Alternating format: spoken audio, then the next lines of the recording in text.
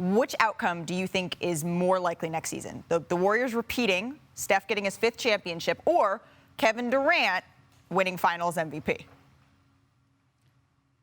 Well, it's just so hard to believe in anything with the Nets. I believe that they have the talent to get to the finals, but I'm just not sure they can keep themselves all together. So while I think predicting a champion this season is as hard as any of the 20 seasons I've covered the NBA because of how many good teams there are, I have to say the Warriors in this particular question because I just don't know if the Nets are going to be together. Quite frankly, I'm not even 100% sure that Kevin Durant is going to keep that trade demand in the closet because he has asked for a trade. Now he's pulled it back. If things don't go great, who's to say that doesn't come back out again? So the Nets are going to be fascinating to watch. The Warriors, more fun to watch.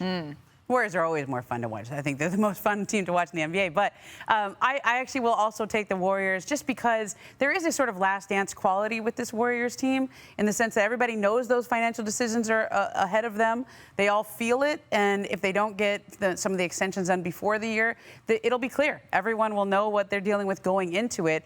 And I think this last time you saw that there was the same quality in 2019. They got back to the finals and probably, well, at least they think so, probably would have won had the whole team not got injured during the finals.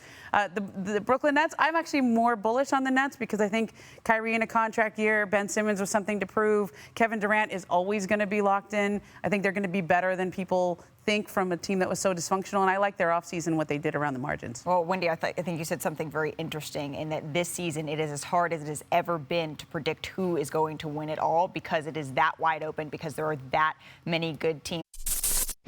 Thanks for watching ESPN on YouTube. For live streaming sports and premium content, subscribe to ESPN+.